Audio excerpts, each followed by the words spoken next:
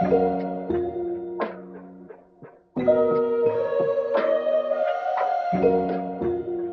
good to go. Hey guys.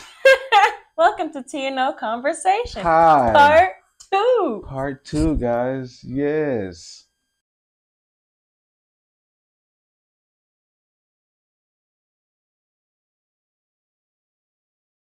Oh my, we had such great feedback from our last one. Yeah, a lot of good feedback. What are some things that you heard?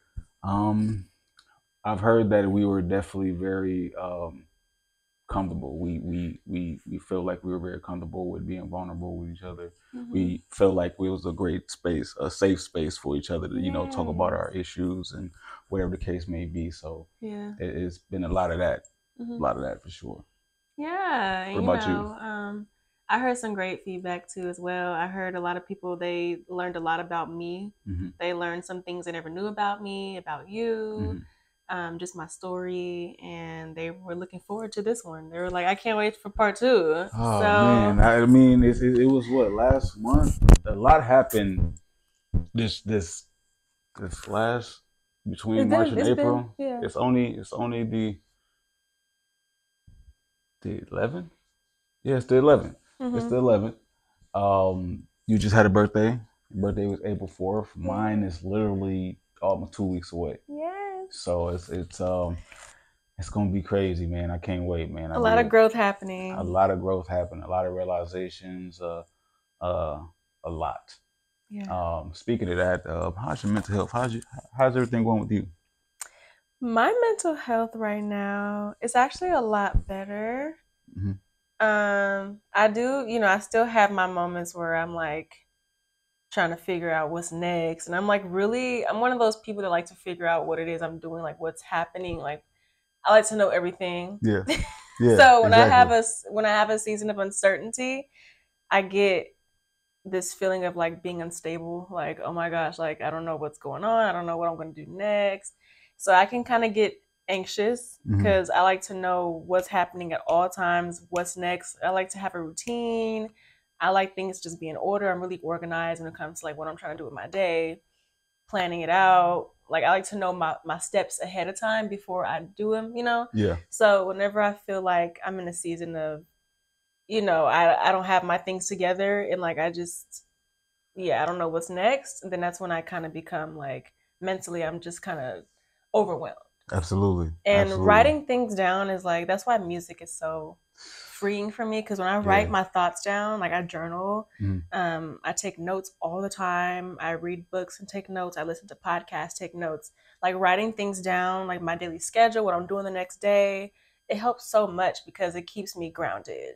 Instead of keeping everything up here, I'm releasing it, and so I can actually see what's going down. I'm literally the same way. I got a whole. You see my whole.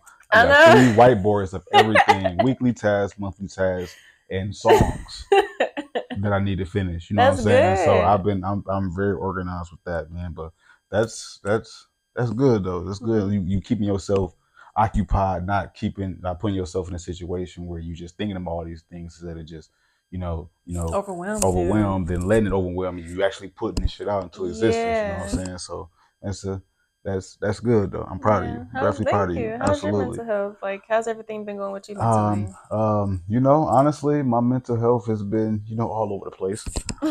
And I can't front, you know what I'm saying? We are about transparency on this show. So you definitely don't, get that from me for sure. But my mental health is definitely, it's been all over the place. A lot of situations.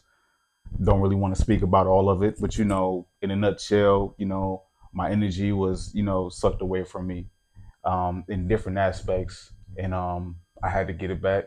But I'm in a good place now. I'm able to move, and I'm able to do what I need to do. But during that time, I was still in the mindset. It's like, what am I supposed to do? Yeah. But then I started writing. I started writing lyrics. I started writing a lot of songs, a lot. And so if those of y'all don't follow me on Instagram, I was supposed to put out a mixtape called IDD Luffy. If you know, I did push that back just because I wanted to go ahead and get this EP out the way. And if you don't know, the EP is called The Road of Emotions. The Road of Emotions is pretty much my therapy in musical form. This is something that I feel like I have to do. You know what I'm saying? I have to get done. In order to move to the next step. Mm-hmm. This is what needs to be done for me. Everybody's not gonna understand, but I felt right now I'm in a phase where it's like all this stuff is like, once again, I'm at a roller coaster. I'm literally at the end of it right now, and during that roller coaster, Rich, it was hell. It was hell. And I can't blame nobody else but myself. I put myself in those situations, and all I can say is it is what it is. But I didn't let myself get overwhelmed. I didn't let myself get sucked into it. You know what I'm saying? I didn't let it drain me. I just put that towards something positive. Yeah. Put it towards music. Mm-hmm. And that's where the Road of Emotions EP comes in.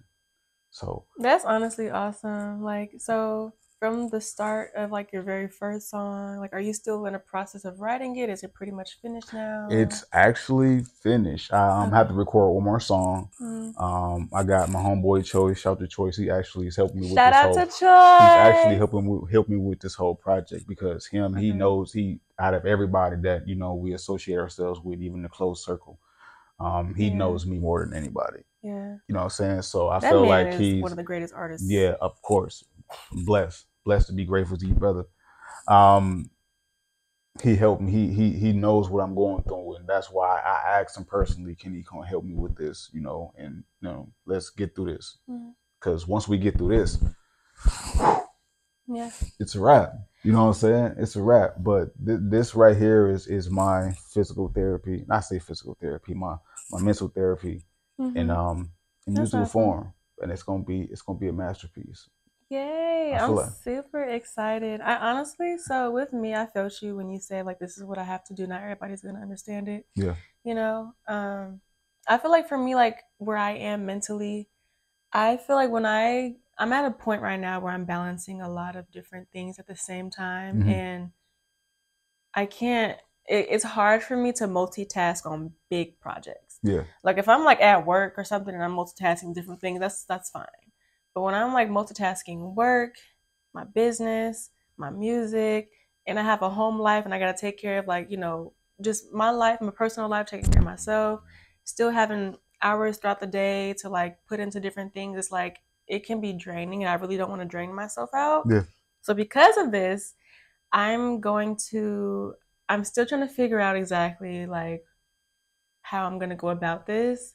But I think I'm going to go where I'm going to put a pause on music for now so that I can put more time and attention into building the areas of my life that I feel are most important right now. Mm-hmm. And I feel like once those are secure in the way that I want it to be, then I feel I'll have a lot more mental space, a lot more space and room to really put into my music. Mm-hmm. And I know in the last podcast I said I feel like I'm at a space where I feel like I can put more time and attention into my music, and I be having a mental ping pong when roller coasters. I be going through roller coasters.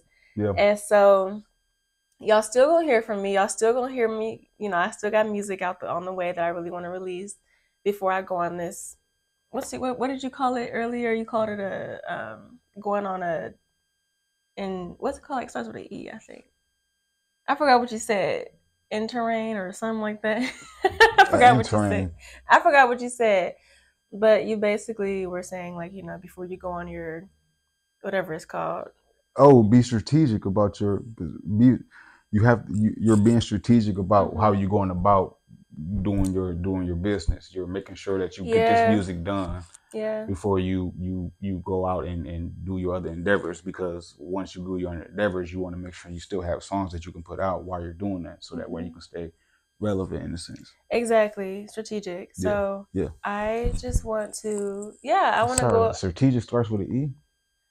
I feel like, I don't know, whatever. I knew it had like an E sound. So you probably heard E in strategic. I don't know. It's weird. Anyway. Okay. But yeah, so just being more strategic with my time, my energy. I just want to. I feel like if I put my focus on too many things at once, I'll begin to slowly lose myself. You burn out. I burn out. Yeah. And so I feel that this is the most necessary and most smartest decision. Like music is always going to be there for me. Like music is my heart, my soul. You know, that's something that is going to be. It's part of me. It's exactly. So it's embedded. It's embedded in me, exactly. So, you know, it doesn't matter how long I go. I feel like I can fall off the grid for 2 years, and when I come back, I'm still going to be relevant. Yeah. Okay. Definitely. Period. So I just know my talent. I know what I'm capable of. I know the skill set that I have. I'm just so good at music. I know that I've seen myself be. I've seen myself literally blow myself out the park. I'm like, I did that? Man. Girl, you're freaking crazy. I be rapping and I be like freestyling, I be writing, I be memorizing my lyrics and I be performing it, whatever. And I'm like, girl, like you are a star. Like, man. And I have it in me already. And I'm just so blown away by you know, what I know that I can do and what I'm already doing now. So it doesn't matter. I know that I can always get back to that and be better. But right now, I just feel like I'm in a space, and it took some time. I cried about this. I talked about this with my mentor. Talked about this with you. I'm just at the space where I feel like I want to really set myself up for success financially. I really just want to focus on what I need to focus on right now, because music can be a career for me, but it's also like more so of a hobby. And I feel like I want to focus more on my business and my job right now. I'm about to start a new job next month. Real corporate baddie job, like women in tech, Black women in tech job, salary. Like it's a big position. So I'm like, I'm gonna give a lot of time and attention into that, and also my business as well, because I'm an entrepreneur. So I'm like, I have things going for myself right now. I'm young. I just want to go about this the right way, be strategic with my time, my energy, so I don't burn out. So music is always going to be there, but I think this is just the right thing for me to do right now. And like we're talking about mental health is very, very important to me. So I really just don't want to do anything where I feel like it's going to have to cost me my mental health. Exactly. You don't want to burn yourself out to a sense. You want to, once again, you want to be strategic about how you want to go about things. Yeah. I think for me, when it comes to mental health, I have a lot of hats that I wear that, you know, sometimes they can be overwhelmed by thinking. Yeah, a lot of them. There could be a lot of things that I need to get done, but it's sometimes it's hard to organize. It's hard to prioritize. But that's why I keep everything on my whiteboards. You know, I have to make sure that everything is where it needs to be. So when I come up in the morning, wake up, get my coffee, roll me up a joint, I see all that, what I need to get done, what's already done, and attack it. You know what I'm saying? As long as all that's done, that's all that matters to me.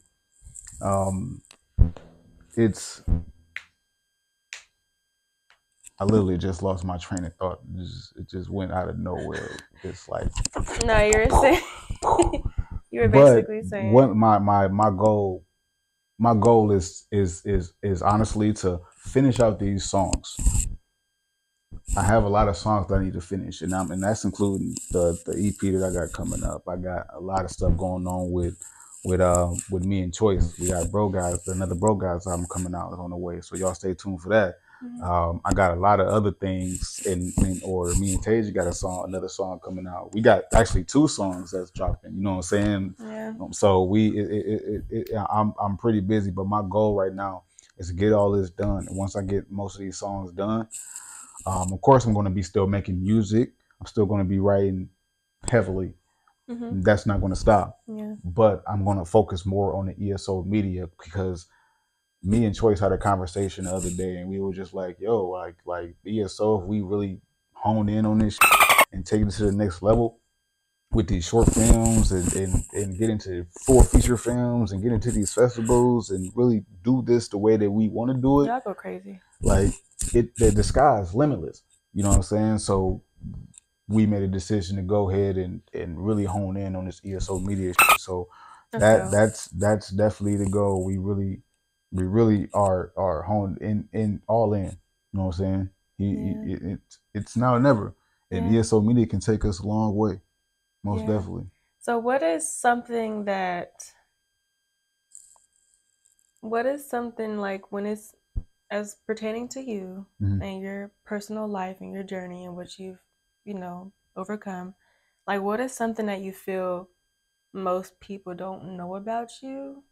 Or like what is something that like what's something that most people don't know about you in terms of anything? Like what is something that like something new that you like to share? Or just something that you've learned about yourself that you feel is like part of your personality or like your work habits or your talents or like just your mindset. Like is there anything that you feel that most people sleep on or they just don't know about you when it comes to like your life? I mean, there's a lot of things that people don't know about me. As me, I say I say that in a way of, how would I put this? I don't like telling everything because I it's just me, man, and it's from experience. I get too close to people and be vulnerable, and they pretty much use what I say against me. You know what I'm saying? So it's like, that's like the worst thing you can do. You can't do that. So like I'm trying to get out of it, and everybody has their flaws. I'm working on it. But one thing I can say is, and I'm pretty sure like there's a lot of people that can say this. Like, I never knew how to fight. like, like real talk. I never knew how to fight. I used to get my ass beat. You know what I'm saying? Like, I used to get my ass beat. I've lost a lot of fights, more than I won. You know what I'm saying? And I can be real about that.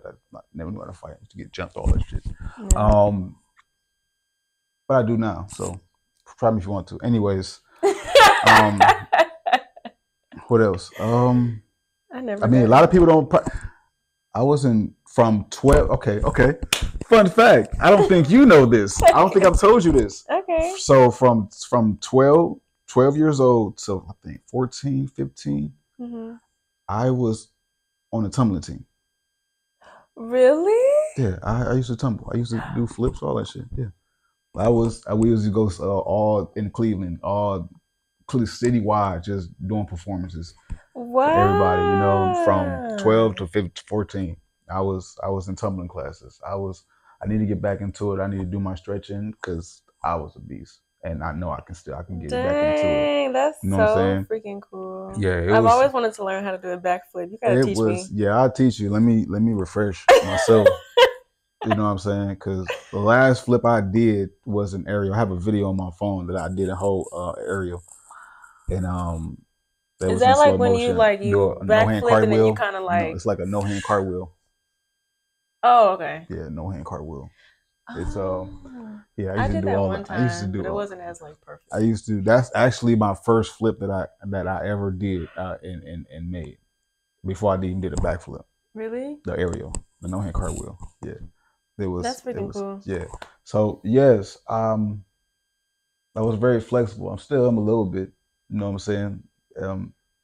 Yeah, I guess I should have asked like, what's a fun fact about you? Yeah, but it's all good though, because a lot of people don't really know that about me. And then a lot of people, when I do say it sometimes, but I mean, especially like back in my 20s, I used to tell people that, I'm like, people used to say it's gay. I'm like, I don't think that's gay. Not gay. It's not gay at all. Like, I know a lot of women are like flexible men, so I don't get I'm flexible. You know what I'm saying? Yeah, shorty, I'm flexible. Yeah, I used to do tumbling when I was a teenager. I can still do it. Let me get my muscle memory right and be good to go. You know what I'm saying? Thank you. Easy. Do some flips together. Stretch you out. Do a flip and get pregnant. That's just what it is. Let's do a whole somersault, baby. Baby. Easy. No, but yeah, that's That's another cool. fun fact. Another thing, I used to like to draw a lot before I was in music. Oh yeah, you drew. I didn't draw any of that. Oh okay. I'm pretty sure I got some drawings on my phone, but I used to have. So I was into drawing, like I was drawing anime, especially Dragon Ball Z. I used to draw myself Oh, as a that's Dragon so Ball Z character. cool. So I used to have notebooks, not notebooks, but sketchbooks full of drawings of everything, graffiti, um, everything. I remember one time I had this whole blue binder. I remember this perfectly, and I drew Goku and Vegeta on a binder, little and without their shirts fighting each other, and in this binder was all my drawings on one side. Then on the other side, I had all of my lyrics. I had all of my lyrics, and one day I put it on the table and took a nap Somebody and stole woke it. up. Somebody took that bitch. I was like, damn. You was one of those kids that would like sketch in class. Yeah. Yeah. Before I was writing and doing all lyrics, yeah, that was me. Yeah. Yeah. Dang, that's I messed up. remember in second grade I was in class and the teacher took my notebook and ripped it up because I was drawing in it. Yeah, she That's so that's messed very up. traumatic, man. It's just like how do you do that to a kid in front of his face? Like look. No, I remember this one time I had painted. It was like a project. We had to make poster boards for school, and then so I had painted something like not painted. I drew something like it was like I forgot what it was for, but I drew like a character, and it was like one of the best drawings I ever did. It was so detailed, and then I turned it in as part of my project, and I really wanted it back. And I told my teacher I was like, "Can I get this back, bro?" She threw everybody's stuff away, bro. Wow. It was like towards the end of the semester. Like it was in high school. I think it was like sophomore year. And she threw everybody's stuff away. And I told her specifically to keep mine. Like she just grades it, and like after you get a grade on it, like she usually just tosses everything. You know the teacher And name? I couldn't. No, I don't know. Well, But unknown teacher, you're wrong. You're wrong for that. you're wrong. You're wrong. You're wrong. But no. Hope us will. But okay, yeah. So fun fact. So fun facts. Yes, like you. Well, you got into some fights, but I never got into a fight. I'm very drama free. I'm just one of those people. Like, yes, I'll match your energy as far as like not being involved. But if you're like trying to like come on to me and you're like that more so shows their character over mine. Mm-hmm. So it pisses people off when they're yelling at you and they're riled up and you're completely calm. Because it kind of just shows like it's kind of like it makes them think like, damn, like she not even reacting to my. So whenever people would try to like get on my bad side or whenever they'll try to like bring out my character, Mm-hmm. it's like I work too hard to be this calm. I work too hard to be this unbothered. Mm-hmm. I work too hard to build this kind of backbone to let anybody try to get me out of character. I don't want nobody deserves to ever see me that way. And I've seen myself get to that point and I don't want to see myself to get there ever again. If I ever even, which is it had happened um plenty of times. If I ever get to that point, which I did recently, I will isolate myself. That's it. I don't need to be around nobody, no energy. My phone will be in the room on a charger off the day. I sit in here, make music, or watch TV, play the game or something, or wherever the case may be. But but when I feel like I'm getting to that point, I'm aware of it, and I'm going to my shell, man, because I can't be around nobody like that, man. And then the people will be like, yeah, come on, wherever, just come hang out, come chill. No, Yeah, you gotta do like your mental no, health. You like gotta do best for your my mental health. matters, and people once again, nobody, everybody is not going to understand, but the people that do, the people that care about you, they'll They'll understand, they'll get it. understand. You know what I'm saying, and they'll support you. Yeah. That's I it. love those people in my life that don't take my ghosting seasons personally Mm-hmm. and they'll let me just go ghost for a little bit. Like, I'm usually always very social. Mm-hmm. I usually always text people back. I usually always call people back. But if you don't hear from me, don't take it personal. I'm just going through a season of isolation. I just need to get myself together, because when I'm not together, that energy passes on to others. And I really don't like to be that person that people can sense that energy and it brings down their energy. Hate it. Like, And another thing to piggyback off that, communication is key. Make sure that they know that what you're going through. They make sure they make sure they hear from you instead of you just yeah, and instantly just yeah, gone. You know what I'm saying? yeah, Because it can be a misconception that oh, what the yeah. No, I still communicate. Like I said, like yeah. I always text people back. At least the people who I want to know, they'll know. But if you like you just outside or something and you don't hear from me, like we don't usually talk every day, don't take it personal.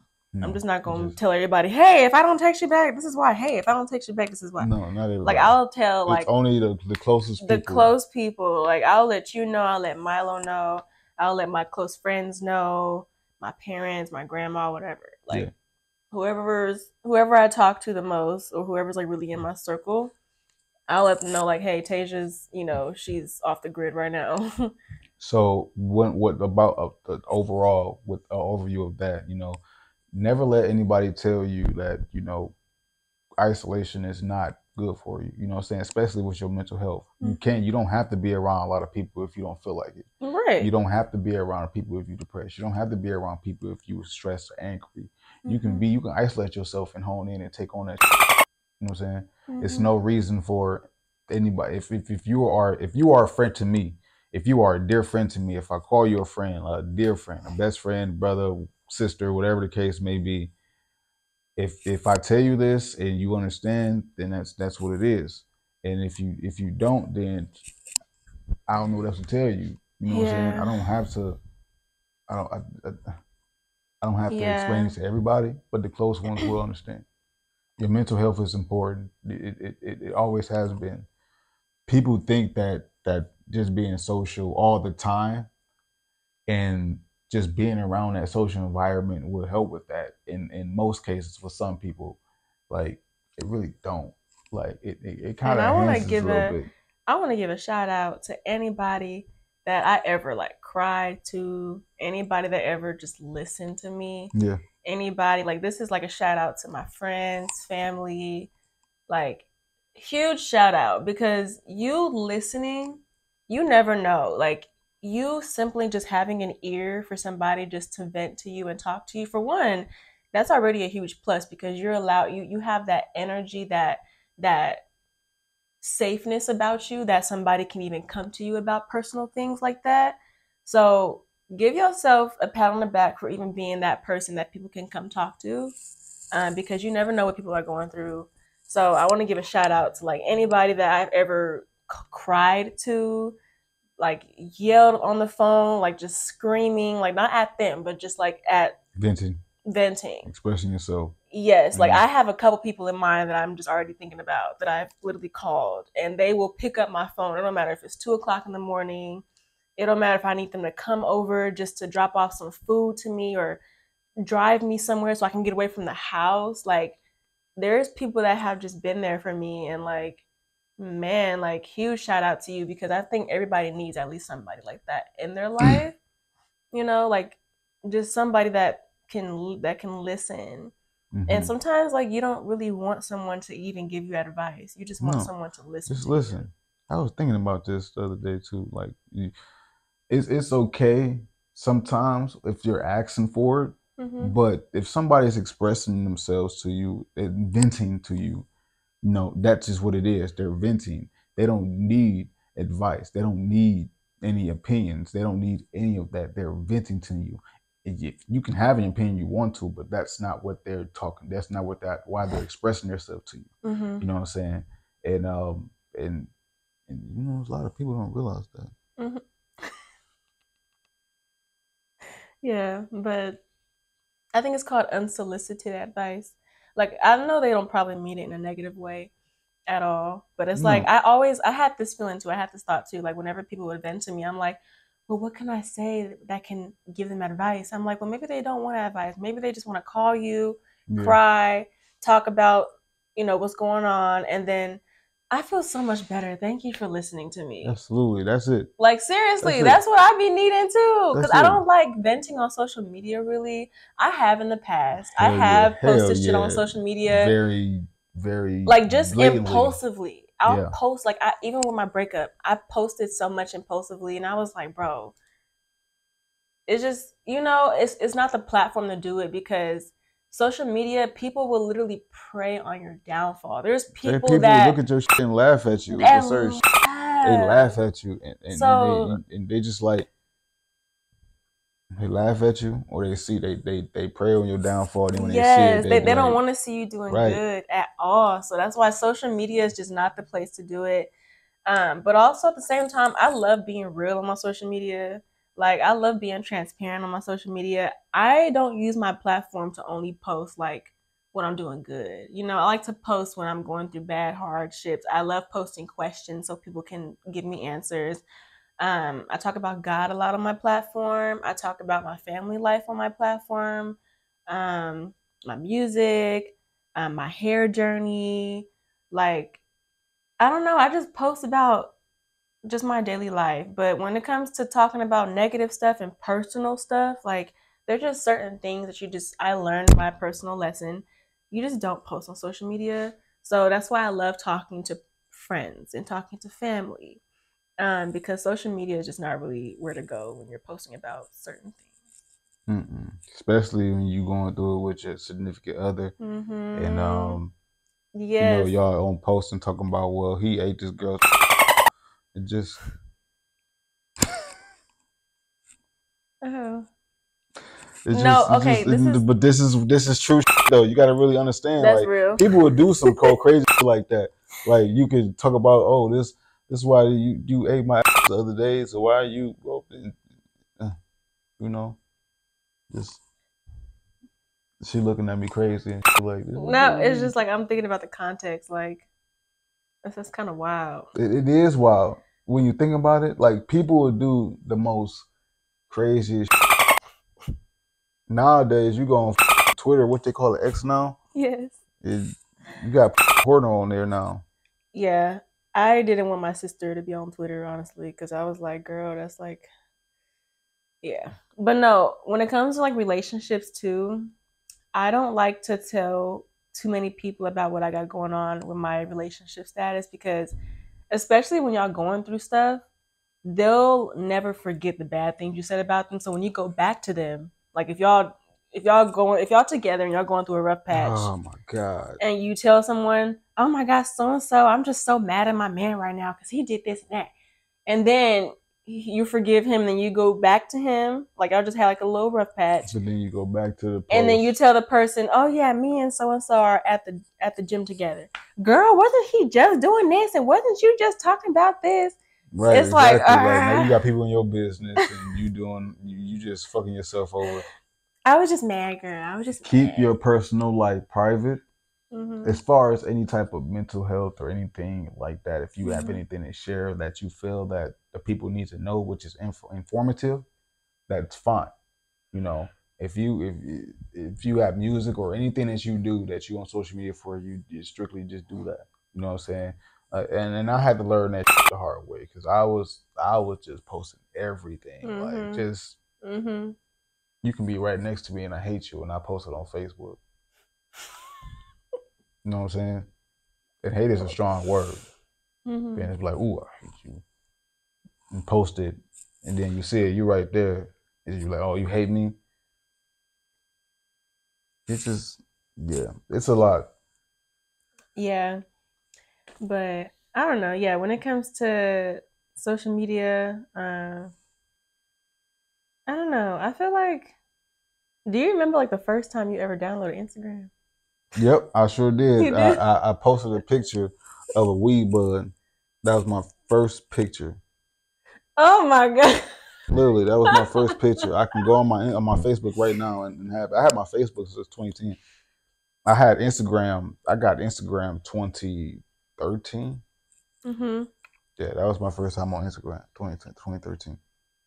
My first time on Instagram, I was in 6th grade. That was when Instagram, I think, probably was like really getting popular, I guess. Everybody was instantly gramming. I was not doing none of that. I was just and I will never forget, I made a profile. My profile picture was Nicki Minaj. My profile picture was Nicki Minaj. Damn. And I was like, this Nicki is stupid. I was like, this is stupid. So I just like deleted the app.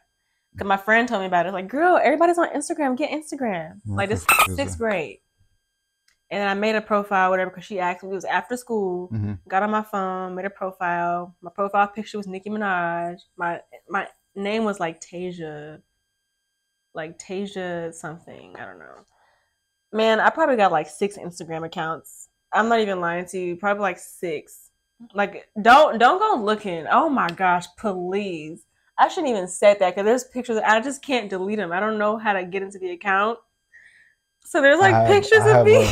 So I have an additional. Well, I actually right now I'm running 4 Instagrams. I have my personal, my videography, my beat one I just made, and then the regular ESO Epic only. But before all of that, when I first got on Instagram, my very first Instagram, mm-hmm. It's I think the handle was called It's Adi, and that's actually where you can probably see the weed bud.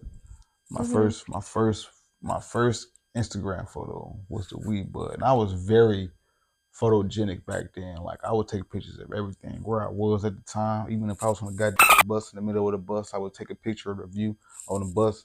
Like, I was very photogenic when it came to Instagram. I was instantly gramming for sure. Instantly gramming? For sure. Shouts to Cap, he made that up. You said who? Cap, my brother back home. That's cool. But dang. Speaking of Instagram, I found out O.J. Simpson died today on Instagram, bro. That's kind of crazy. Oh. O.J. Simpson? I said, oh. Yeah. That's tragic. That is tragic. I just don't. It's crazy how everybody, all the legends are just gone. They're just leaving. You know what I'm saying? It's just gone. It's just gone. It's tragic. Yeah, I don't know. I always think about life like that. I'm like, wow, like somebody could really just be here and then they're just like off the face of the earth. Like, I don't know. That's why I try to cherish the people that I have now. Yeah. You know, I have a lot of work to do within myself. You know, I love everybody. I love my family, love my friends, love my close friends, but I have to learn how to love me a lot more than I have ever before. Mm-hmm. You know, and I'm getting there. Yeah, you know? I feel like my self-image is a lot more, it has improved a lot more, mm-hmm. like these recent years. Mm. Not even recent years. My self-image improved the most after my breakup. After my most recent bad breakup, I talked about it in the last podcast. If you didn't go watch it and come back over here. But I did talk about that in the last podcast. So I feel like my self-image, my self-worth, it definitely improved a lot after that breakup because it made me see that I was tolerating things that I know I didn't deserve. And I was like, girl, look at you. I was like, I would just stare at myself in the mirror and I would just talk to myself. Like, I would never forget. I probably stood in front of the mirror for like 45 minutes, just telling myself truths about me and things that I'm proud of, and the things that I've gone through and just my strength. And I was like, girl, like, you're so amazing. Like, and just hearing how people talk about you in a positive way, like the last performance we went to when I was really sick, I had to leave early. I was talking with Genesis. What's it, Genesis?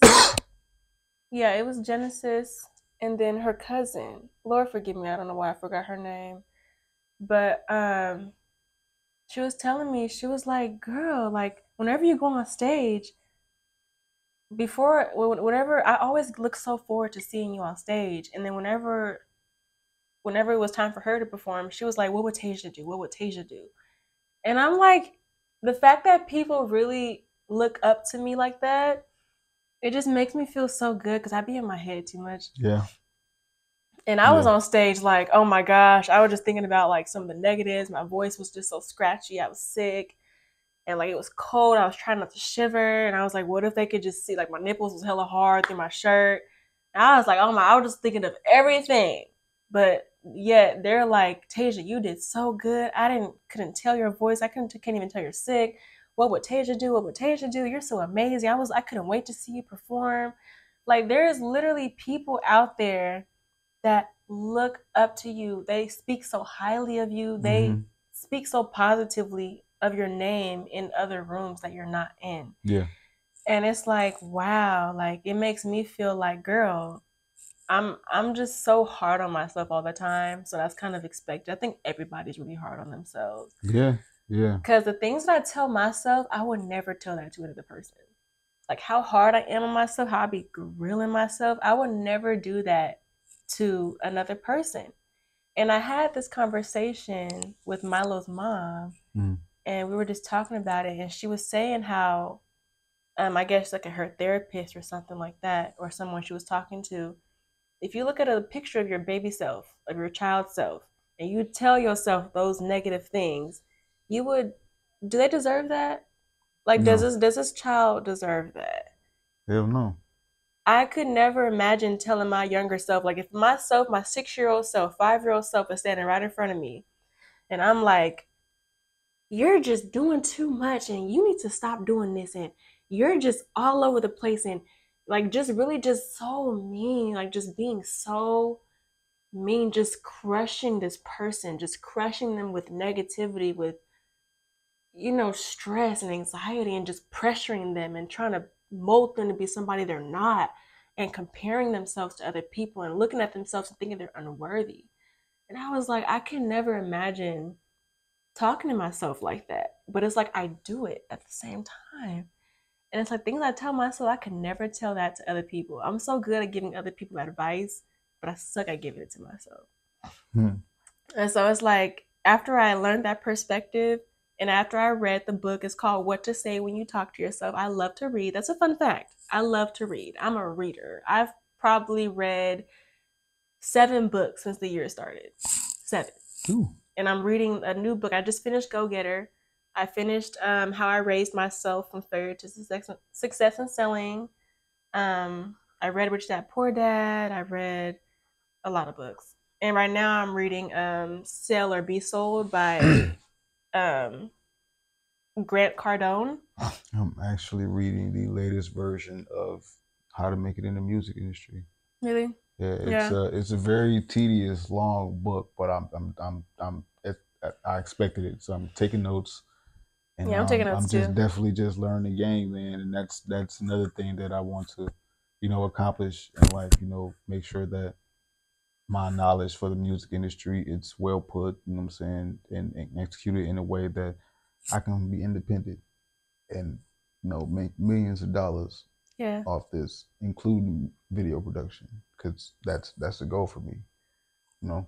Something I've learned too, when you take in so much information but you don't actually physically apply it to your life, you get a lot of mental overload. And this is me. Like I will take notes after notes after notes, but I won't apply it. So you'll just got all this information just sitting up here, like you know what to do, but you don't go after it. Yeah. Exactly.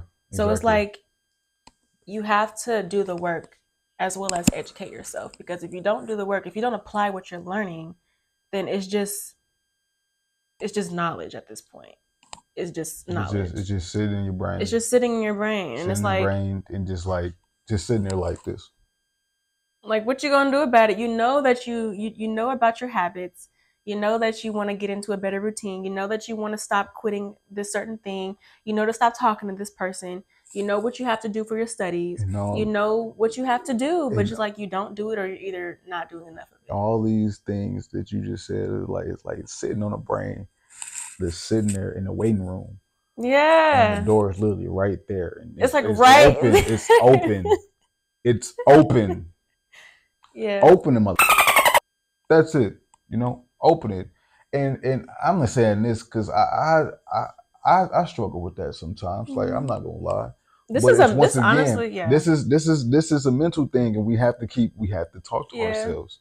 We have to be like, yo, like, we have to really identify these things, because if we don't, then it's all it's gonna do is just put us into an unmotivated, procrastinated state. Man, procrastination is a hard loop to get out of. I'm not gonna lie to you. Man, that's crazy. That's the first song on my EP. It's crazy. Really? Procrastination? Yeah. So yeah, like procrastination, I don't know. I think a lot of people have a fear of failure, and I would rather live a life doing what I said that I was going to do than to live with regret. And procrastination is a selfish thought that God is going to give us more time to do what he's already allowing us to do now. So you think that God is like going to give you more time and more time and more time and more time to do what you have the opportunity to do now. That's a selfish thought. No, and then when the last minute come in, you feel like you can just get it done whenever you need to. It's not even the case. It won't work like that. And it's like, you could have, the time that you could have done it, that would have been the perfect time for you to get this started. And now you're trying to, this can be with homework. This can be with talking to that person that you're always so scared to talk to. Oh my gosh. Like, this is okay. And I'm going to talk to y'all, but I'm talking to her and I'm talking to me too. So I'm talking to all of us at the same time. TV is not important. Yeah, that episode on Netflix is still going to be there. If video game and all this stuff is going to be there. You know what I'm saying? Cartoons or the other stuff is going to be there. You know what I'm saying? Everything is going to be there. Clubbing might not be there. Going out, having fun with your friends, and that's going to be there if they're still there. You know what I'm saying? But you and what you got going on within your life is important, because that's going to take you to where you need to go. Yeah. You know what I'm saying? And that goes for anybody. So I have to. I struggle with that sometimes. I struggle with putting myself in a position of putting everything out there, because there's so much I need to do, literally. Yeah, and so, man, I think this episode should just be about mental health, man. Cause we just talking about all the mental stuff. This is crazy, honestly, right? But it's like, it's so relatable, cause like, I'm pretty sure everything that we've spoke on so far, someone, at least somebody, has related to it. Yeah, and it's like, we're human. We're human. We're not perfect. We're going to backslide. Everybody falls short of the glory. We're all going to not be where we want to be and where we know that we can be. And that's the biggest thing that I'm struggling with now. Let me change my words. I'm not struggling with it. I'm overcoming it. Yes. But something I'm overcoming now is sleeping on my potential. Ooh, this is a big one for me. I be sleeping. I mean, I be out of there, bro. I'm like, girl, I just know, I just see it. I've always seen it. Like the vision that you have for your life, nobody else can see it.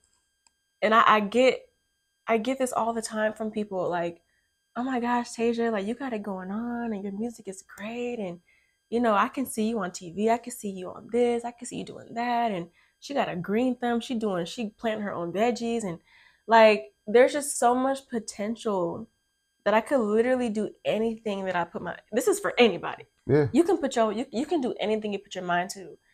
I just be sleeping on my potential. Cause I'm like, girl, I just how I talk in interviews, how I'm such a good communicator, just the heart that I have, just my mindset, like, I just know that I have so much potential to really just get myself in rooms that I never would have imagined I could be in, bro. Alone, just with my own potential alone, I could really get so far, but I sleep on myself. And it's like, girl, like, just, yeah. That's a big one. That's a big one. That's a big one for me. It's a My thing is, I know who I am. I know what I'm capable of. I know I can take it to the max. Yeah. It's just getting there. But that was then. This is now, and slowly but surely, I'm getting to that point where it just. I've been consistent this whole year, very consistent, as far as music, as far as learning and becoming a student of life like I'm supposed to. Even when I'm older, I'm still gonna be a student of life. We all learn new things. It's gonna be new things that surface. It's gonna be new experiences every day. You know what I'm saying? You are only limited to your experiences. Nobody else can can put you into that position but you. You know what I'm saying? You have to be able to go into the mindset of thinking limitless. And that's the whole part of living life. Just being at peace and happy and going beyond the limits of what you're thinking of. And that's one of the reasons why me and my homeboy Choice created Epic Only, because that's, once again, we're going beyond what's going what we're going beyond the average, the mediocre, the mediocrity. You know what I'm saying? We're going breaking generational curses. We're doing the stuff that people want to do. We're inspiring people. You know what I'm saying? This is not just no play. This is not no play thing. This is ESO is really like a lifestyle for me. I once again, I'm not perfect. Never was perfect, but I'm in the process of literally becoming my true potential. You know what I'm saying? I'm in a process of becoming something much greater than I thought I'd be. And I know I am. You know what I'm saying? And that's epic to me. Period. What? So that right there is epic. So when you look at yourself and you look at your environment, and first look at your environment, look at yourself, look at your position, look at your mind frame, and see where it takes you. Either you can be a fish and you can be a shark in the fish tank, or you can be a shark in the ocean. Yeah, so that's what it is. She has the mushroom coffee. I have OJ. I had my coffee this morning. Let me tell you about that. Uber Eats counts your days, man. I usually never have this problem because let me tell you about that. because no, seriously, because I always order from all the time, and they used to get the right thing. So I was like, okay, whatever. So I pre-ordered. Mind you, I pre-ordered last night when I got home, and I'm like, okay, I can't wait to drink this coffee. I ain't drank no coffee in a couple of weeks. I've been drinking Whitney's coffee, and it's good, but I want that mushroom coffee. You know what I'm saying? I definitely want that mushroom coffee, and I've been craving for that motherfucker for a while. So I was happy to get it, but the Uber driver, it just wasn't. He didn't. He first off, he didn't ask me if I wanted a replacement or if there were any replacements. He just went in and just replaced the coffee, and the coffee that he gave me was decaf. It wasn't the mushroom coffee that I asked for. It was the regular name store brand coffee, but it was decaf. So I'm like, nah. And from that point, I'm just like, I gotta go to the store. So I went to the store. The stove. To the store. Correct me.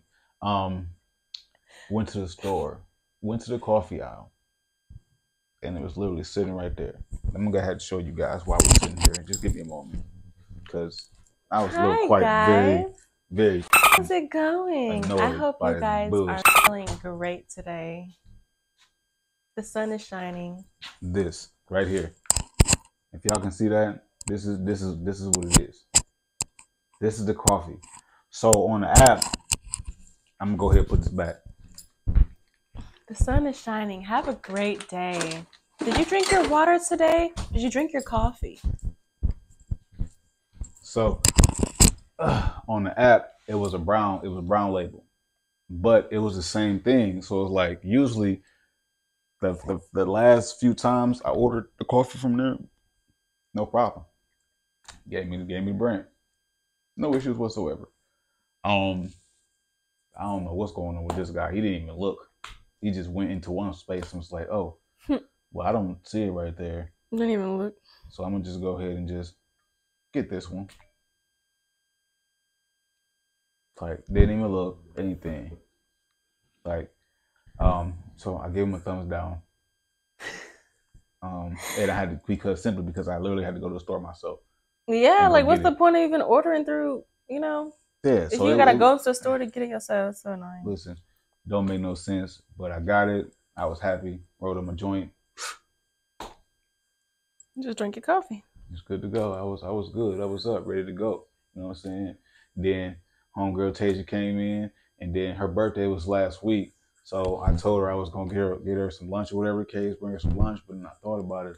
I'm like, I need to go grocery shopping, so I probably ain't gonna have no money to go out to lunch. Let me just go ahead and just make some breakfast. Hit her up. Want to come over for birthday breakfast? Sure. Want to go ahead and shoot the podcast? Sure, why not? She came over here, made her breakfast, made some French toast with strawberries and blueberries with some sweet cheese eggs, some cheese eggs, and I put some. It was so good. I made this cream cheese sauce with I put vanilla extract, honey, and blueberries in, and chef's kiss. It was good. Yeah, it was good. Pretty full, a little energized right now. I know after this podcast, she leaves, might take a nap, but I know, right? I've been yawning. It's all good, but it's been a good morning, man. But yeah, it's been a great morning. It's been an amazing morning, very amazing morning. Oh, something that has really helped my mornings start off on a more positive note. What's that? Is that, of course, when I first wake up, I always try to pray, and I'm still working on this. Not touching my phone the last 30 minutes before bed and the first 30 minutes when I wake up. Mm-hmm. So just like really waking up authentically. Yeah. Still working on that. But one thing that has really, really, really helped me is my bed is right in the middle and I have 2 windows right on the side of my bed. Mm-hmm. And I got plants on my dressers and plants all around my room. Mm-hmm. So opening my blinds first thing in the morning and just getting that direct sunlight has been such a great start to my day. Like it'd be the littlest things that really just helps you get out of bed. Because for one, it's like people can see all up in your house. So like I don't want to be laying in bed and, not saying they're looking through my window, but it's like still, it's like I got that sunlight and it makes you want to really get up. When you wake up and it's still dark in your room, you want to go back to sleep. Mm-hmm. But when somebody opens those curtains, you be like, it wakes you up. It wakes you up. So getting that sunlight in my room when I first wake up in the morning, it has been massive difference with, how I start my mornings. Mentally, it really starts me out on a good day, on a good note. On a healthy note, I drink a bottle of water at night, probably like an hour before bed. And I wake up and drink a bottle of water. Mm-hmm. I've noticed that sometimes when I don't do that, I get sluggish. I get very, very sluggish, especially when I eat. Yeah. What the that? But yeah, a bottle of water, an hour before bed, and then you get up in the morning and drink a bottle of water. It helps a lot. Yeah. But I gotta start drinking water as it is because I've been falling off lately, man. I ain't gonna lie. I've been trying to get back on that, but that's why I got a whole 35 pack in the kitchen. Period. Now, when I drink lots of water, I be pissy. Like I just it's gonna go right through you. It go right through me. Like I have a fast metabolism. I don't even weigh 140 pounds yet, bro. That might be a good thing. It might be a goal for some people. When I tell you, like this is the smallest I've ever been, and I have a really fast metabolism. So when I eat, it just comes right out, bro. And I'm just trying to find ways to like build more muscle, like build more weight, but like healthy weight. I want to tone my body up. I want to have muscles in my arms, and I want my legs. I want to flex my legs. You can see the muscles in my thighs and my calves. I want my back to look muscular, so sorry. Pull-ups, do it just right. I'm telling you, get your pull-up, man. I'm telling you, get your pull-up game right. Get your pull-up game right. Yeah, I'm telling you, that helps you pull up your chin-ups. A lot of things, and people. Once again, a lot of people don't know this, and they think like I just go to the gym and work out. I don't go to the gym. I work at home. I have everything I need at home. I don't need all that extra equipment to do so. You know what I'm saying? If I need extra equipment, I can go buy me a body vest or some shit like that, or buy me some wristbands or resistance bands and shit like that. You know, I'm good at home. I can get whatever I need at home, and I can go walk outside if I need to. You know what I'm saying? It's nothing to me. You know, I know a lot of people who are like, hey, you go to the gym, you get more results or whatnot, and I mean, that's cool and all, but I'm not. I'm just striving for longevity. I look good already. I'm just trying to. I'm just trying to look even better. You know what I'm saying? It's just what it is. Yeah, that's me too. No conceited, please. Not being braggadocious. No, it's the truth. Both of us on here, we kind of have like that. Like we're really confident in ourselves. Yeah. Like for some people who are insecure, it comes off as braggadocious. Girl, I was never like this though. It's crazy. Probably because I didn't have this. Like this. Probably because I didn't have none of this. It was bald and it looked like a monkey, and I had an overbite. Like if I show you a picture right now, you'll think I look like Diddy Kong with braids. Oh my god! I've never like been really. There was times when I was insecure, but I would say like the most insecure I've been when I weighed like 165 pounds. I visited Texas over the summer. Like this is right before I moved, so I would visit every single summer before I moved, and I spent like 2 months, like 2-3 months in Texas. And bro, when I tell you I ate so much food, bro, I gained within 2 months. I gained like 15, 20 pounds. That was the biggest I ever been. And then my birthday was like, no, I forgot. I don't know. I forgot how the timeline. But I could not fit into my birthday outfit. Like at all. Like I visited Texas. This might have not been summer. I just know that I came out here for 2 months or something like that. Then I came back from Texas and I couldn't even fit my birthday outfit. So yeah, it must have been the beginning of the year or like spring break or something. Might have been spring break. I don't know. But like it was just so crazy. I was like, bro, like that was probably the most insecure I've ever been about my weight. But yeah, like a lot of people don't know this either. But one of the reasons why I started my lock journey was one, because if you know me, like I've always used to cut my hair. Like I could never keep hair, bro. Like I just could never keep a hairstyle like for too long. I always changed my hairstyles. I would cut my hair, dye it. I had red hair, purple hair, green hair, blonde hair. I just had every color of the freaking rainbow of hair. And I would always cut it. I didn't know how to take care of it. So when my hair actually started to grow out naturally, it got so thick and long and curly. I didn't know how to take care of it. And I really didn't want to cut my hair again because I loved my hair. So I got locks, but I still wanted to wait to get locks. I wasn't so prepared to get locks so soon. But the reason I got locks at the time that I did was because this happened right after my breakup, but I'm gonna say his name. Right after my breakup, and I was so depressed that I was not taking care of my hair. And I was like, let me just lock it up now because I know like I was losing weight, I wasn't eating, I wasn't taking care of myself. I was just in the house. I was coming to work crying. Mental health was in shit.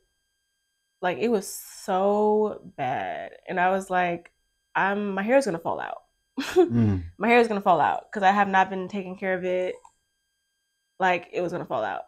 So the time that I got my locks, that was the perfect time for me because I didn't have to touch my hair. All I had to do was just spray it, wrap it up at night, shake it maybe. But like that's it. I didn't have to do much. So that's also the reason why I got locks at the time that I did. I always knew I wanted to get locks, but like, yeah, speaking of mental health, man, I knew that I didn't want my hair to be in jeopardy because I couldn't take care of it. So I got locks. And look at us now. I started my lock journey in January. It's now April. So crazy, right? How long have you had your locks for? Oh my God. So I started 2019. I've always rocked the waves. You know what I'm saying? If I got pictures, I got waves for days. You know what I'm saying? Like waves for days. I was crazy with it, but it was just the top. I just had the top faded, like the booty cut, like that. You know what I'm saying? But I decided one day I was going to a show, and I told my barber, I'm like, just go ahead, cut the side, don't even touch the top. It was, I believe, in the summertime. Mm-hmm. That February next year, I got them locked, and it was like little. I literally went through the ugly phase. It was like from here for like 3 months, and when here I looked like Maxine from Living Single. It was like but I don't regret any of it. You know what I'm saying? Because look at it now. I'm gonna just go ahead and take it out. Yeah, I know I'm getting cut, but you know it's lovely, and literally it's just the whole that in 5 years, 2014. Yeah. Dang, you hecka lengthy. Yeah, it's crazy. You know what I'm saying? So, I've had dreams. Shake them dreams. I had dreams where I was bald, then woke up sweating like a motherfucker. Like, you had dreams that she was bald. Yeah, I woke up and I felt my hair in my bonnet. I said, "Oh, thank God."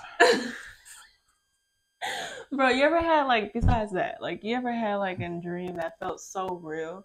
Like, do you talk in your sleep or do you like how are you when you sleep? I honestly, it's crazy, and I don't know. I'm pretty sure I'm not the same person that like this, but I have dreams,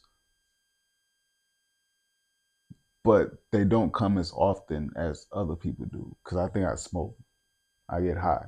You know what I'm saying? And sometimes I notice this too. Like when I'm sober for a while. My dreams are very vivid, like vivid and real. Like I'm talking about, I woke up like it was from this crazy ass dream. Don't want to get into it, but it was just I got cheated on, and it was somebody that I like. And the crazy part is it fucking happened. See, and I woke up crying, and I told this person about it, and they was like, "Oh, nothing's gonna happen, blah blah this and that," and it happened. I feel like God warns us in our dreams. He tells us like God really be talking to me in my dreams for real. Like I'm a sleep talker. I talk in my sleep a lot. So like I remember this is the funniest story ever. I was asleep because my sister this is back when she literally would like wake up at like 5 a.m., 6 a.m. naturally. So we were at my aunt's house and we were at my aunt's house. We were laying in the same bed. I was still asleep, but she was like woke next to me. So I started talking in my sleep, but I had a dream about my sister. So I was yelling at my sister in my dream. I was like, Nico. And then she would respond to me, but she was woke and she was like, what? And I was like, stop. And I pointed. I was like, stop doing that. And she was like, what am I doing?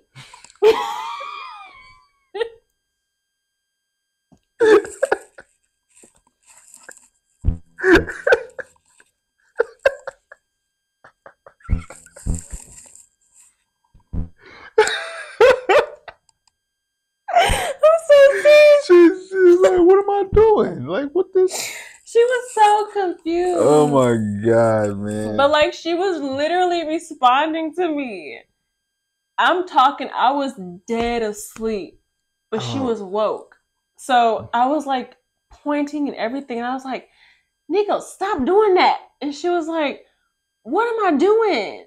And then in my dream, I didn't know what she was doing. So I didn't respond. I just went back to sleep. Like I remember this so clearly. Because like I tried to make out what she was doing in my dream to have me yell at her, but I didn't know what she was doing. Like I just didn't have that cognitive.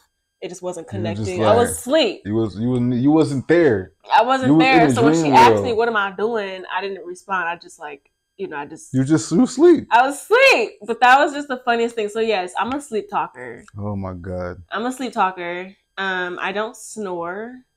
Don't snore at all. I'm like the quietest sleeper. Are you a light sleeper or are you a heavy sleeper? Man, listen, I'm all over the place.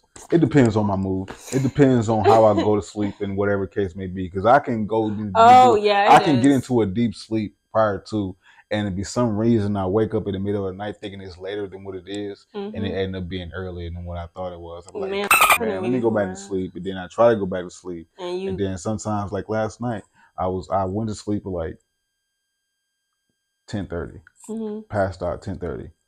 And I woke up thinking it was like maybe like 4 or 5. So I was like, all right, whatever, cool, whatever. If that's the case, I'm gonna just lay here, just look at the ceiling, listen to my rain soundscapes. But it was only 2 o'clock, and I'm like, God damn.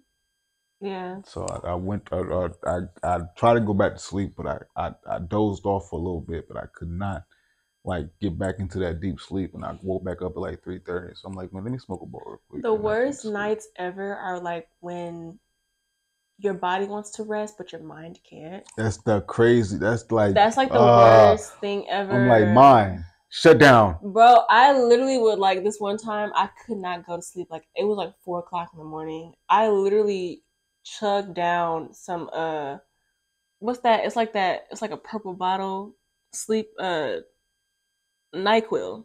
Oh, bro, I drank NyQuil, bro. Even after that, I didn't go to sleep for like another 2 hours. Right when the sun rose, I slept, bro. Like it was one of those nights where like my mind was just so active. And like that'd be the worst too, when your mind be so messed up you can't even rest. Yeah, like when your mind is just thinking about, you just have a lot of stuff on your mind where you can't even, it messes up your sleep pattern. That'd be the worst thing ever. And then now your sleep schedule messed up. Like, and you got to get back to that, and you still trying to deal with your stress that you already was thinking about already. And it's like I used to take melatonin, and the crazy part is when I first took it, I took it the wrong way. I wasn't supposed to take it every day, so it was like I would take it every time I go to sleep. But then I realized I was still tired. But then that tired was I was making me irritable, very irritable. And it was like I was taking them every day, and I can't do that. It's only when they're needed. If you need them to sleep. And so it's like I want to go back to melatonin, but like I don't want to have to conform and be able and have to take these prescriptions or these you know what I'm saying, drugs or whatever the case may be to help me sleep. I just want to go to sleep. I want all this to get out of my head and go to sleep. Like that's all I want. If I can get a good night's rest every day. Oh my gosh. I would wake up feeling so good every day. Like, listen, I wake up, go sing with the birds, man. Like no lie. Like seriously. Like, okay, I'll tell you something later. It's too inappropriate for a podcast. Oh my God. Anyways. But like, no, it was a time that like, besides having good sleep will make you sing like birds, bro. It was just an experience I had. Yeah, I know. It was an experience I had, bro. And when I tell you, I was floating on cloud 9. I bet. I was floating on cloud 9. When literally. You need it, when you need to do what you need to do, this is what it is. Like it's human nature, man. Everybody go through stuff like this, and if you think that you don't go through shit like this, you're lying. You're lying to me. Like you can't tell me that you ain't have a time. Man, let's be real.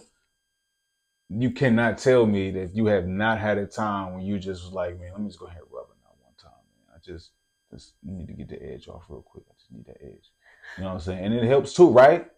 It helps too. Like you can't tell me. You can't tell me that happens.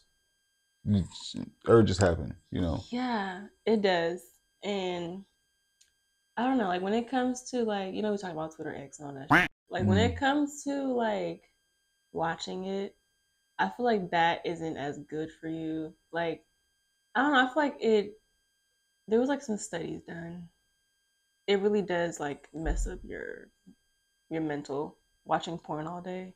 So some people will not agree with this because some people are just so like, you know, wrapped up in it. But I met this guy and like I have never, you can just tell that he just watches it a lot. Just off of how he approached me, off of how easily he just thought that I was like those women in porn videos. I just never met somebody that I can just instantly tell what their life was like when they're home alone. And it was disgusting. I got an OnlyFans right now. It was disgusting because I was like, dude, like you literally watch, you're so consumed with that. The fact that you can approach a woman and be like, nice. Oh. Like he was like, nice. And he was an older guy. Oh, see? And like the fact that he felt so confident, he thought that I was gonna like egg it on. And it was just like, oh my gosh, like it really does something to your mind. It changes how you view women. It changes your sex life. It really does, because you think that when you get married, you think that your wife or your husband's gonna do what your past sex partners will do, or what they do in porn videos, and you get disappointed because it's not like that, or like that's too rough. Like, oh my gosh, like I just, I don't know. We can get into this topic if you want, but like I've had experiences like when I had sex with somebody and like we're just not in sync with each other. Mm-hmm. So they're like, you can tell when somebody's having sex for their own pleasure versus actually doing it for your pleasure. I literally stop. I'm sorry. I would stop. Yeah. It's not, what the f am I doing? Yeah, I had that thought like many times. I would literally just stop, because like it just like if we're both not into it, it's not gonna work for me. I don't want it just to be the one just bust nut and you just it's like you not or you bust nut and I'm just like like it's like no. That's why it's better to have sex and to have sex when you're married. And like I know this is a controversial topic, but like genuinely, I feel like when you have sex with your wife and your husband and you actually wait for them and you save yourself, you guys will learn each other's bodies. When I tell you, I bet you the orgasm with your wife or husband is probably going to be 10 times better than just a situationship that you had. Like, because they're actually trying to genuinely give you pleasure. This person has your heart. Y'all married. You don't got to worry about them. Hopefully, don't have to worry about them giving it to nobody else. This is all yours. And y'all married. It's like, bro, that sex is probably going to be, I can't even imagine. I cannot imagine. Yeah, I wish I can tell you that it was like that for me, but obviously, I mean, unfortunately, no. Mm. So we're just it was better before. Really? Yeah. Yeah. It's not the same for everybody, but yeah, I don't know. Yeah. It's weird. Oh, what is it called? It's weird. It's called an omnisexual or something like that, when you're sexually attracted only to people who. It's sapiosexual. Yes, that's exactly what I am now. You know, I was at the point where like I can non-meaningful sex it doesn't do anything. It doesn't do anything for me, because like we can have sex, but like that I it's not, if it's not meaningful, it's not going to satisfy me. Yeah, and I can't orgasm or anything if mentally I'm not being like I can't. It's like I don't know. I'm definitely a sapiosexual, and I didn't notice this until very very recently. Like I get turned on by people's mindsets. I really really do. Mm-hmm. Like just hearing how somebody talks about their goals, their future, how they talk about themselves, how they talk about me. I'd be like, it turns me on, and it's a beautiful thing, because I'm one of those people. Just our conversation alone will attract me to you more than your physical features. I'm not even lying to you. Like you could be the baddest, the most handsomest man, but if we have a conversation and you just slow, looks ain't nothing for you. I'm sorry, man. Like looks is all you have. It's sad because I'm in the same boat. I done met a few females that were beautiful. Mm-hmm. But just a few more rocks, just a few more rocks in their head that they were supposed to have. Yeah, if that makes sense. But life goes on. Hopefully they get smarter. I'm just playing, y'all. Hopefully you get smart. Shouts out to y'all. Hope everybody's doing well. Yeah, but I feel like this is a podcast talking about mental anything. Yeah. So I guess this conversation, this topic, this is, and we adults, okay? Yeah, we all do We're what we grown. do, man. We as humans, we are humans. We go through things. We go through life. We gonna do what we do. You know what I'm saying? And we're still figuring it out as we go. Yeah. Like, I swear, like, I wish that people would be more open and understanding that, especially like being in media and people watching you, it's like they think that they're supposed to be perfect. They're supposed to have it all figured out. Yeah. Bro, literally with me, I can change my mind tomorrow about something. I can think one way about something today, learn a lesson or have an experience or see something and completely want to change how that outlook of how I feel about something tomorrow. And so it's like, don't hold me to, you know, the choices that I make, especially when they're not benefiting me or my future. It's like everybody just always has a say so. It's like, you're not living my life. You don't know what my life is like at home. You don't know what my life is like in my head. You don't see, you only see what I want you to see, essentially. What are some really good books that you feel you've read that has really like improved your mental health or like changed your perspective on life? Man, I actually have 2, maybe 3. Mm-hmm. The first one, the main one, honestly, is emotional intelligence. You have it over there? I actually do. Here it is. This book helped me when, you know, I was just trying to figure it out. Mm-hmm. Like, I was pretty much in a space where I was doing things that were affecting me in a negative way. And as it affected me in a negative way, it affected the others around me in a negative way. Mm. And I'm just like, I didn't understand the whole concept behind emotional intelligence. Mm-hmm. That book, which I read twice already, gave me a bigger perspective on how everything works, how I need to move around and just make sure that I'm aware of all these situations, all these triggers, everything that I went through, you know, revolved around not having emotional intelligence.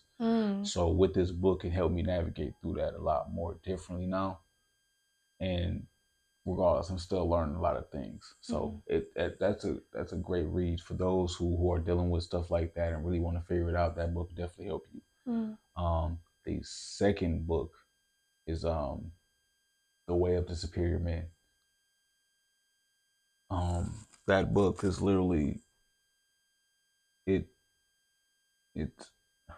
how can I fucking explain this book, man? It's very inspirational. Allowing a man to live in his true purpose. Mm-hmm. You know, a man should, I wouldn't say just a man, a woman, everybody should be able to live in their true purpose. You know, and the people that you are around or the significant other that you are with has to allow you to live in your true purpose. Because at the end of the day, that's if they leave, if anybody leaves this earth or leaves your side, you know what I'm saying, physically, your true purpose, your true potential is still going to be there. So people have to understand, like, you can live life all you want to. You can be around all these people, you can be around anybody you want to, but just make sure they know that you have this desire, this true desire to succeed within yourself. Mm-hmm. And can't nobody take that from you. So in a nutshell, that's the way of the superior man, you know. And once again, it applies to women as well. Like, if you can't live your true purpose, then what's the point of living life?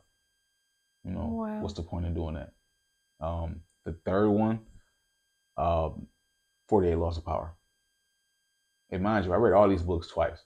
I had to make sure that I digested all of it the way I needed to for me. Yeah. You know what I'm saying? Everybody can have their own perspective on how they want to use this. But for me, I want to I had to make sure that I grasped the information the way I needed to make sure that I was good and make sure that I'm able to move forward and make sure that my nervous system is calm. You know what I'm saying? And the 48 Laws of Power was the tip of the iceberg for me. You know, it's a lot. I'm still learning these every day, learning how to use it, developing these habits, learning, unlearning. It's a whole process. I'm not saying that I learned all this shit overnight, you know, but it's coming together, and I couldn't be more grateful, you know. But those are my 3 books that I recommend. That if you haven't read those, and don't get me wrong, there are going to be a lot of books that come my way, and I done read a lot of books before, you know what I'm saying. But these are the books that help me navigate through life in the way that I needed to navigate through, in a sense of purpose, a sense of self discovery. You know what I'm saying? And it don't get no better than that, you know.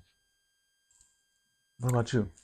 So there's a book that I read. This is probably like one of the most impactful books, the most relevant books that I need to read today. It's called The 4 Agreements. Okay. The 4 agreements in this book are to be impeccable with your word, don't take anything personally, don't make assumptions, and always do your best. So when the book speaks about being impeccable with your word, this is avoid using words to speak against yourself or to gossip about others. Use the power of your word to offer love. Never use it to cause fear or pain in another or yourself. Don't take anything personally. Nothing others do is because of you. What others say and do is a result of their own dream or perception of their rules. We all make rules about how things should be, but when you are immune to the opinions and actions of others, you won't be the victim of needless suffering. Don't make assumptions. Find the quiet courage to ask questions and to express what you really want. Communicate with others as clearly as you can to avoid misunderstandings, sadness, and drama. With just this one agreement, you can completely transform your life. And last one, always do your best. Your best is going to change from moment to moment. It will be different when you are healthy as opposed to sick. Under any circumstance, simply do your best and you will avoid self-judgment, self-abuse, and regret. So when I tell you this book really like just that summary of that, the 4 agreements is just like, it's just enough. And shout out to Milo, because Milo actually got me this book for Christmas because he knew I love to read. And getting me books is probably the best gift, y'all. It doesn't matter. Getting me journals and getting me books is like a top tier gift because I love to write and I love to read. So if you give me a book for my birthday or whatever, that's, if you haven't got me a gift for my birthday, whatever book that you like, send it my way.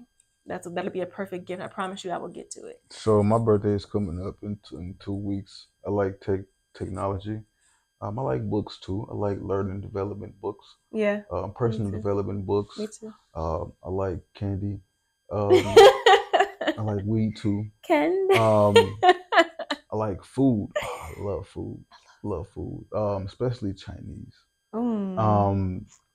Let's see, what else? What else do I love? I love paintings. I love art. You know, anybody got some art they want to give away for my birthday, that's cool too. But yeah, my birthday is in 2 weeks, guys. Think about it. Period.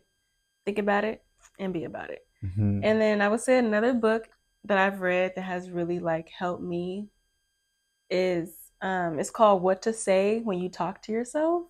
Oh my gosh, y'all. When I tell you my self-talk was so negative, and remember we were just talking about this like earlier? Just beating yourself up pretty much. Beating myself up, basically.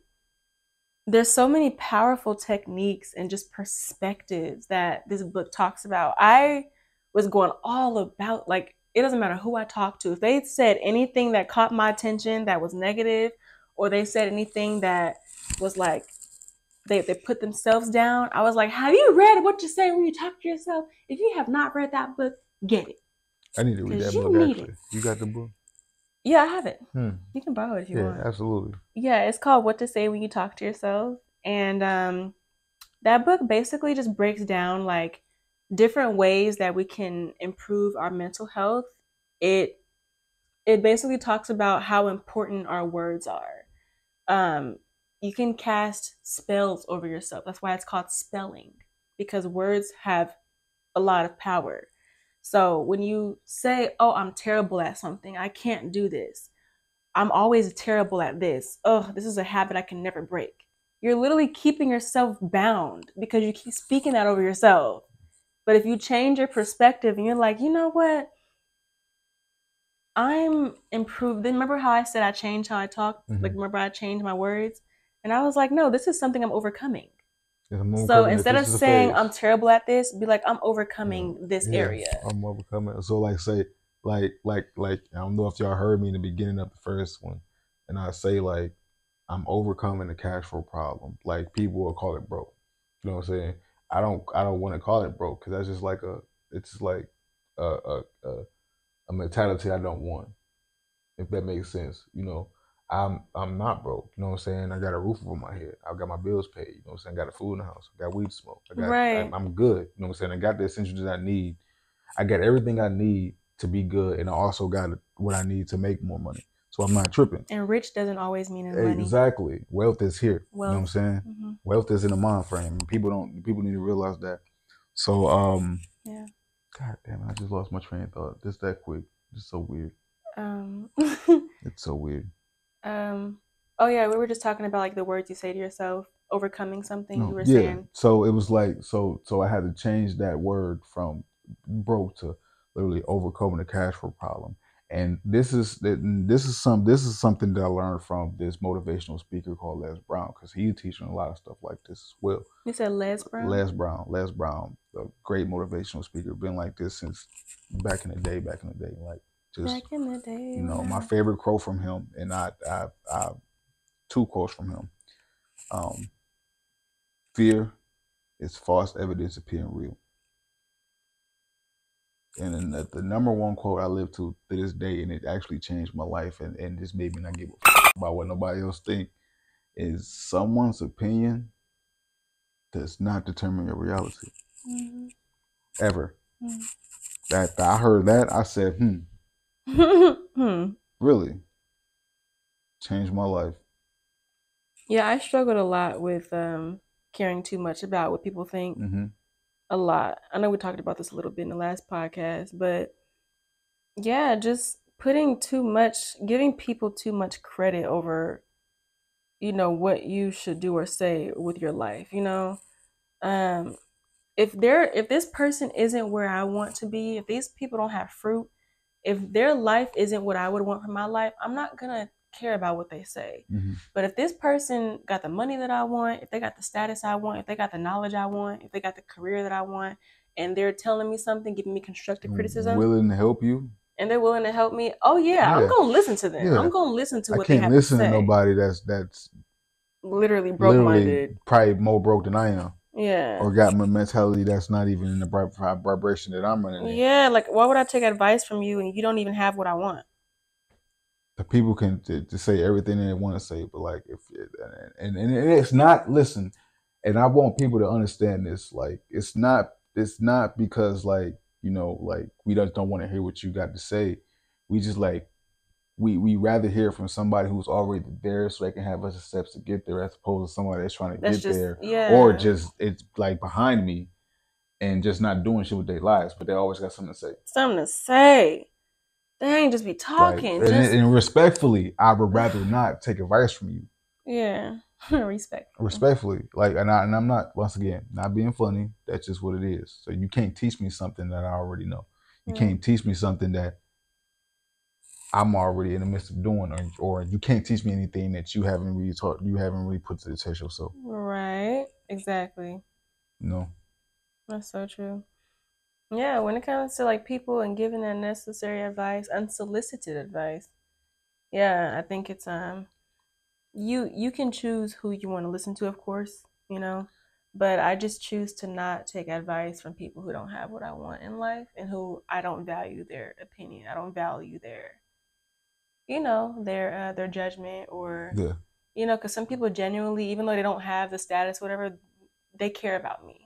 Yeah. They care about me. Yeah. And I love and I respect those people who will call me out on my BS. Oh, of course. And won't just be the follower and be like, you know, I can be doing something that's really killing myself, and they're like, shouts out to those people. Shouts out to those people who keep it real, who won't sugarcoat shit. Shouts out to the folks that never sugarcoat anything with me, man. Right. Because at the end of the day, that's exactly what I needed. That's exactly what I need to become, you know, said the person that I am now. Might not have wanted to hear it, right? But it's what I needed to hear. As bro, it may be irritating to hear, but at the same time, I'm gonna process it and I'm gonna learn from it, and like, and it's crazy because as a child, like people was always telling me like, do this, like this is gonna actually help you do this, this and that, and it's like, no, I want to do what the fuck I want to do. Yeah. And it's like I've learned, like slowly but surely, like I learned. Like say for instance, like my first job was at 18. Where? At 18. At 18, I was at Wendy's. Okay. That was my very first job. My second job was I was 20 years old. I was at Dave's Supermarket in the deli section. After that, my next job was I was 23, and I was what was I doing? I was at Taco Bell. I was at Taco Bell for 8 months. But after that period of time and that long run, I never went without a job. I never went without a job. I was consistent with trying to find a job. If I lost one, I already had one already. Oh yeah, I would never quit a job without having one. It was like I had the money. So like those things, like people were telling me like, get a job, get your money, stack your money, do what you need to do. Once you get that money, you ain't gonna never want to go back to anything else again. And once I got that money, I never went back to anything else again. So it was like it just turned on a switch that I know I needed to. Yeah. I didn't know I needed to have flipped on. And yeah. Man. And people like, especially with the OGs, you know, like older people, they're very wise, and I love older people. You can put whatever age and old that you want, but wise people, I really respect wiser people because they've been through life. Yeah. They're not going to tell you something just for no reason. No. Especially if they have good intentions, a good heart. All the OGs, all the older people that I've talked to that have given me advice, man, I still remember it to this day. And I genuinely applied it to my life because that's how I am. That's why I have such an old soul, because I could never just be inspired or motivated by the younger generation and what they got going on. Like I was always inspired by older people who really had their shit together. Yeah. Who, you know, through what their parents taught them and what they've acquired, they've lived a pretty successful, comfortable life for themselves. And I'm like, regardless, it don't matter if they're making all the money, it don't matter if they're still working a job, they worked at a job and retired for 60 years, it don't matter. They've lived a life that was full of respect, wisdom. They handled their business. They were honest about everything. They kept up their health. Integrity, persistence. Just overall aspects of life in general. Yeah, like they came out to be a really good person, you know? Yep. And I'm like, I respect their judgment because it's like they're not gonna leave me what will they gain by telling me some bullshit? You know? Yeah. So it's like I really, and it was hard for me, like growing up, my dad was really strict on me, and I love him so much because, like, growing up, I just didn't understand why he was so strict on me. I was like, I couldn't wear makeup, like, and he seen it in me. I was very fast when I was younger. Like, I hate to say this, but I knew that I was pretty, so I would use my looks to my advantage to get what I wanted. I had pretty privilege. Yeah. So, like, I knew that I was pretty. I knew that all these guys were after me. I couldn't get no phone numbers from dudes. I barely could even use my phone at school. Couldn't follow no boys on social media. I had to go to prom by myself. Couldn't go to prom with no boys. Oh. Like, it was crazy. Like, I was wondering, I was like, why is this man so strict on me? But I honestly feel like if it wasn't for him, if it wasn't for his strictness, if it wasn't for, like, you know, what he was doing and molding me into the woman I am, I honestly feel like I would just be out there. Like, I'm talking, like, every weekend at the bar, just always just wearing, like, promiscuous clothes all the time, just not respecting my body, not respecting myself, always getting heartbroken by a bum, not being street smart or book smart, just out there. had bad friends, bad company, no boundaries. Like, if it wasn't for him and my mom, of course, my mom, what? I would never. My mom, literally, the woman that she is, I aspire to be like. She is the most amazing mother. I wouldn't want to have a mother that's not like her.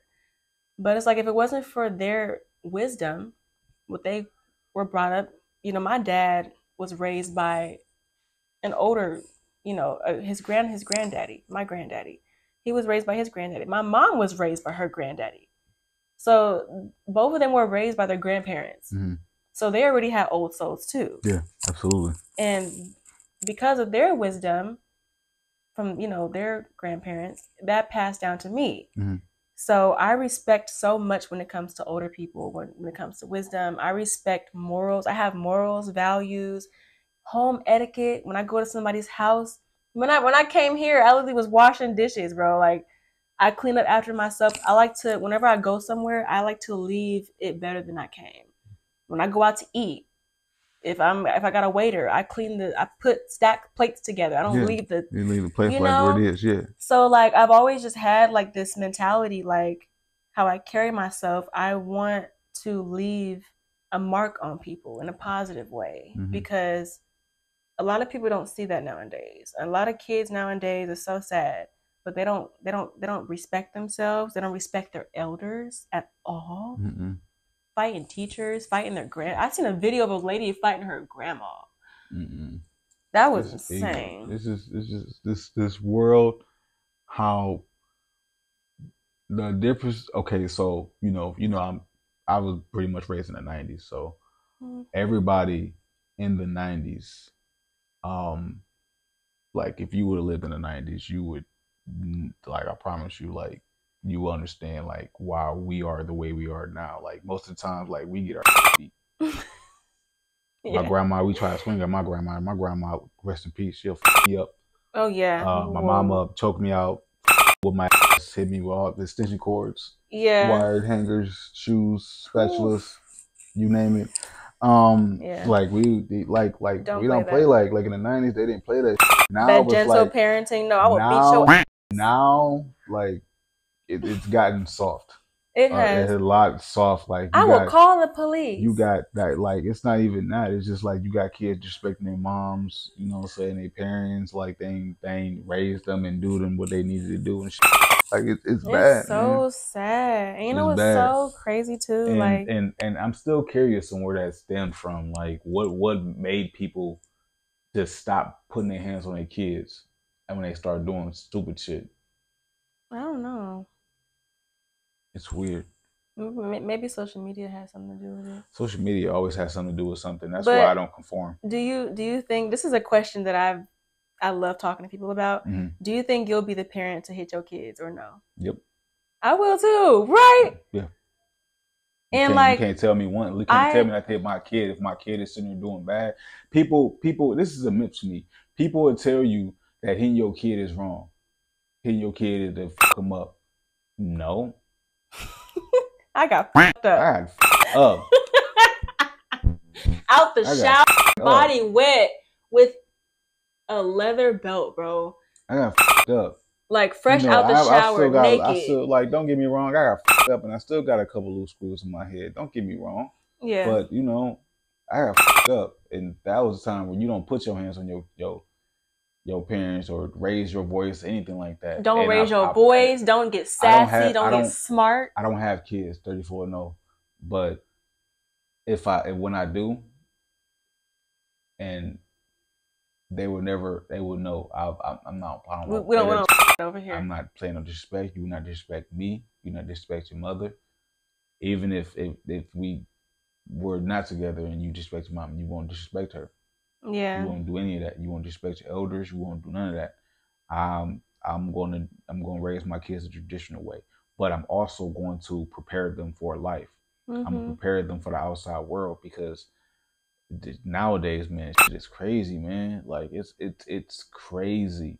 Like, for the girls, for the little girls right now, like, it's crazy, man. You can't even have them. You can't even give them a phone. Exactly. On YouTube or anything, and just have them watch videos. Like, everything is just. And then like, you know, like it's sad. So my kids will grow up and have morals. They will have integrity. Oh, they will be aware of the world. Yeah, they'll be Before they jump into book smart and street smart. Exactly. They will know what to do, what not to do. They will understand that, you know, not everybody, you can't trust everybody. Just all aspects of life. They will understand all aspects of life. Yeah. That's just what it is. Yeah. That's where I'm at. That's if I have any kids, because I know I'm gonna be a mother one day. I plan on, like, I don't know. Baby mama, I feel like where everybody. You at? My baby daddy. No, I would never say yes, my baby daddy. No, hopefully not. Mother, I never mother get to of my child. That'd be a proper term. Mother of my child. The mother father of my child. Yeah, that'd be a proper term. Dang, I wonder who my father, who the father of my child would be. I think mine's somewhere in Jamaica. I don't know. We'll see. I said this when I was in California. I was like, I feel like my husband's in Texas. I'm so serious, because Texas. He's somewhere. Bam! I have a real fear of sudden loud noises. Sudden loud noises. It's just like when he catch you off guard. It's just weird. It's weird. It's weird. It's weird. Yeah, sudden loud noises. That's gonna be like a word in this podcast. Y'all gonna hear it probably a lot. Just weird, because there's a lot of weird. A lot of weird shit going on. A lot of weird shit going on. A lot of weird shit going on. But so in the overview of everything, man, your mental health is important. You know, in all aspects of life. You know, whether it's, you know, isolating yourself and, you know, protecting your energy against people that are sucking it out of you and don't really deserve it, to reading, you know, writing, being surrounded, doing things that help your mental health every day. Being surrounded by friends that support you, understand that mental health is important. Venting, taking breaks from social media. A lot of epic. Everything we talked about. Everything there's something that everything that we talked about, I feel like, is relevant to a lot of people. And we're humans and we're adults. So I feel like everything we talked about is very mature for the audience that we're trying to reach.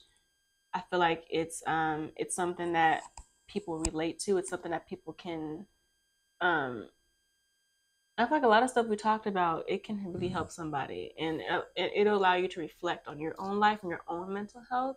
You know, like I said, just stepping out of your inner body, read the books that we recommended, get right with God, get right with yourself, the universe, stop talking to yourself negatively, be surrounded by people who genuinely care about you.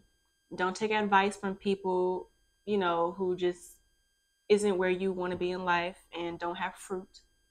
Get in your Bible. Get outside, get off your phone sometimes. Isolate. Smoke weed every day. Weed. Like, seriously, like, just cook and eat food. Cook food, read, watch anime, eat. All that good stuff, y'all. Like, I feel like a lot of stuff we touched on was relevant. And all these things have helped me, helped Adi. We're still like building, you know, we're still building our mental health. I'm not where I want to be mentally yet. Me neither. But I've just the growth that I've seen where I've been, like where I've come from mentally, I'm a lot better. I'm a lot more secure in my mental health than I've ever been. And so we just encourage that. This podcast was really like, I feel like this podcast is so good, like just with the conversations we have. And I love that this one is kind of touching on mental health. It's kind of, for me, it kind of seemed like we don't have this podcast. So like we just having a conversation. It really Camera's does just feel like conversation. We just having a conversation. And we talk like this. We talk like this outside, like off of the camera too. Yeah. Like so we be having conversations. Like it's nothing new here. Like when y'all see us talking like this is literally like our conversations off the cameras around people. You know, this is what we are. So we like to talk about life. Like, we like to talk about experiences. We like to talk about our growth and development and where we are right now as opposed to where we were before. Like, we like to talk about stuff like this.